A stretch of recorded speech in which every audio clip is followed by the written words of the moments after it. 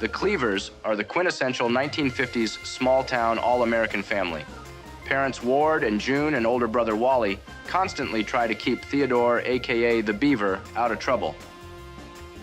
The show featured a treasure trove of now classic cars from across several decades. Today, we're taking a look at the cars of Leave It To Beaver. Let's begin. Beaver reluctantly confronts the girl who gave him a black eye, Violet Rutherford. He's prepared to fight her, but they decide to go explore around town instead. Violet's dad and Ward drive all over town in a 1957 Ford Fairlane 500, looking for the kids, hoping to stop them from fighting. When they finally stumble upon Violet and Beaver, they're surprised to learn they're actually getting along and have no intention of fighting. Driving by in a 1955 Ford F-250, the Sun Courier drops off a stack of newspapers for Wally and Beaver's new paper route. Ward and June vow not to get involved, but after mean Mr. Merkel threatens to fire Wally and Beaver, Ward and June decide to intervene. To help pick up the kids' slack, using the family's 1957 Ford Custom 300, Ward and June begin delivering the newspapers themselves. But it only makes things worse as they accidentally deliver last week's papers to all the customers, ultimately causing Wally and Beaver to get fired. Ward and June are out looking at property, being driven around by a realtor in a 1956 Ford Mainline. While they're away, the boys play baseball in the driveway and accidentally crack a window in the family's 57 Ford Custom 300.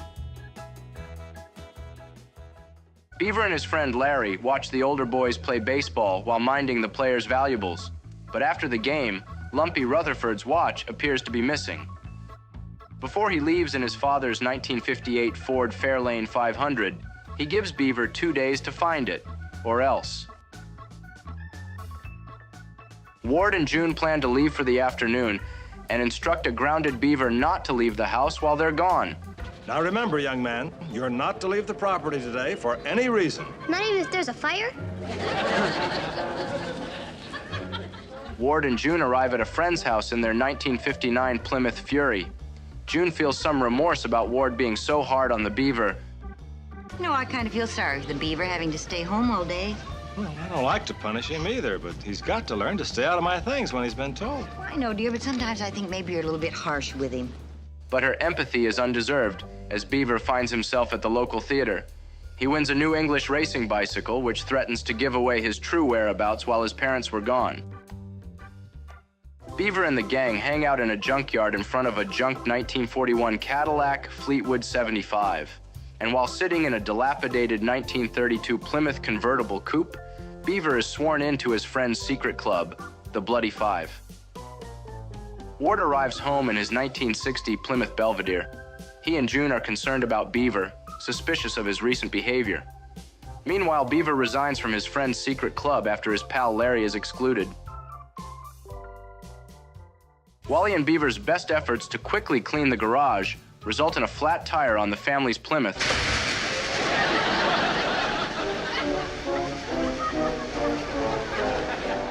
The boys head out to get the tire patched, rolling it through town, past a parked 1959 Simca Aronde P60 Elysee.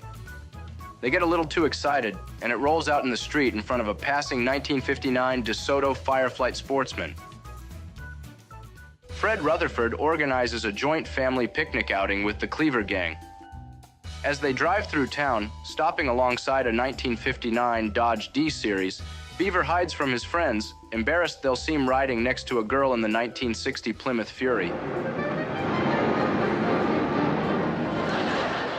Being pushed by his pal Lump's 1940 Ford, Wally arrives home behind the wheel of a 1936 Ford V8 Standard. Boy, Wally, I thought your first car'd be crummy, but this one's really neat. Wally purchased the 36 Ford for a mere $25 without telling his folks. He plans to fix it up and get it running again, but in the meantime, the broken-down 36 Ford is blocking the driveway. Ward tries to move it, using his 61 Plymouth Fury to push it out of the driveway. But when Wally fails to put it in neutral, the car locks up, leaving it stuck.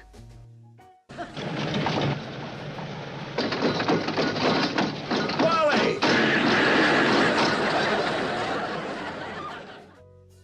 Wally recruits his friends' help, who all have grand ideas. Well, I'd take off the factory resonators and put on some scavengers. And get yourself a tachometer to keep the engine from being over-revved. And a racing cam and solid lifters so the thing will get up and go. If it were mine, I'd boost up the compression.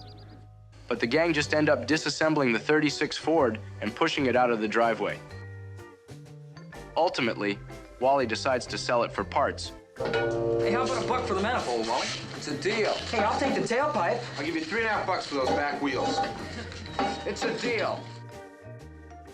When Ward and June are away, Beaver and Gilbert decide to play in the family's car, a 1961 Plymouth Fury.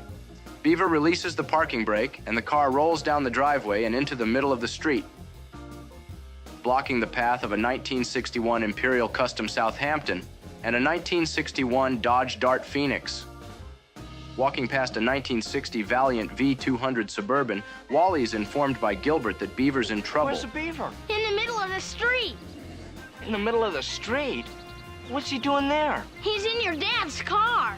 What? Just as Wally begins to move the car, cops arrive on scene in a 1961 Plymouth Police Special.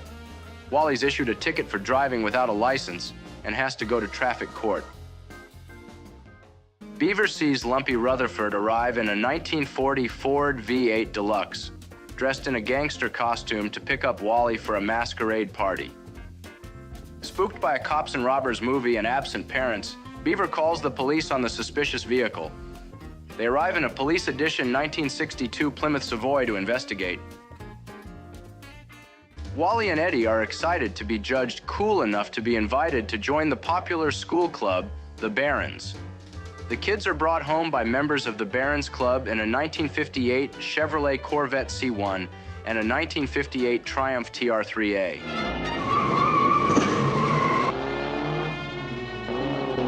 Yeah, I'm looking at burn rubber. It's time for newly 17-year-old Wally to practice for his driving test.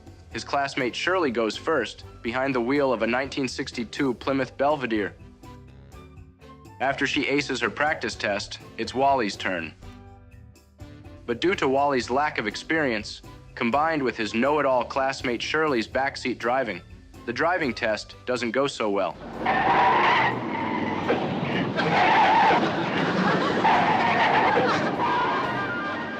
But Wally's ultimately vindicated when Shirley arrives back from her final driving test, behind the wheel of a 1962 Dodge Dart 440, and learns she failed. After Wally takes his final test, he succeeds in getting his license.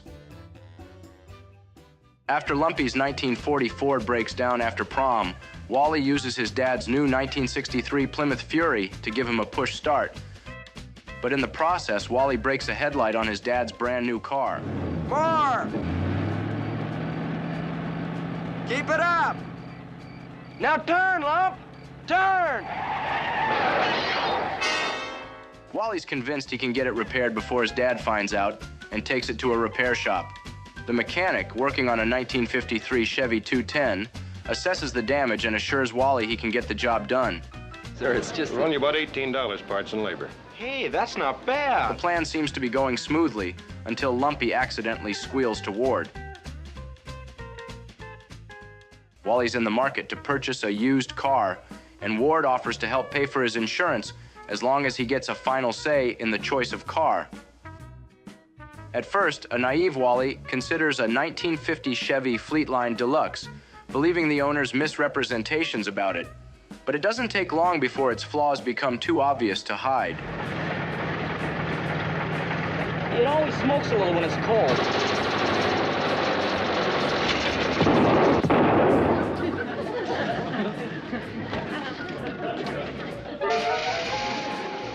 Later, Ward and Wally visit a used car lot. While standing in front of a 1955 Chevy Bel Air for sale, they closely examine a 1954 Ford Crestline Victoria, but are ultimately turned off by the used car salesman's trickery. They decide to try out a different car lot where they find a 1953 Chevy 210 and take it on a test drive, looking and listening for any flaws.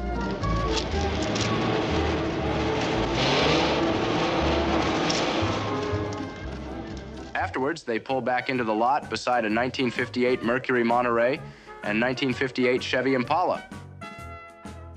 Ward and Wally park in front of a 1955 Buick Special and further look over the 210. This time, the car salesman seems more trustworthy, and although the car needs some work, it seems like the best option for Wally.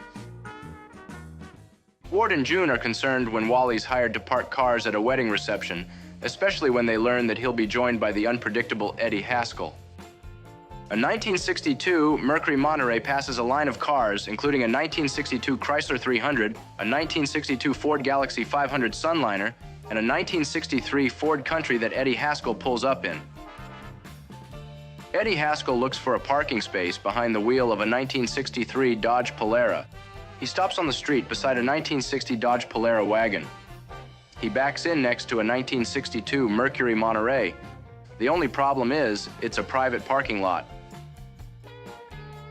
A business employee spots the 63 Polara illegally parked and calls a tow truck. The boys think everything's going smoothly as Eddie drops off a 1963 Dodge Dart GT, followed by a couple of 1962 Mercury Montereys. Eddie pulls up in a 1960 Triumph Herald convertible, and Fred instructs him to retrieve his 63 Polara. And that's when things take a turn for the worse. Eddie and Wally have no idea that a 1956 Ford F-350 towed away Fred's 63 Polara. As Eddie walks past a 1960 Oldsmobile Super 88, he stops and notices Fred's Polara is missing. Wally follows behind Eddie, walking past a 1962 Triumph TR4. When he finally catches up, Eddie breaks the bad news to him.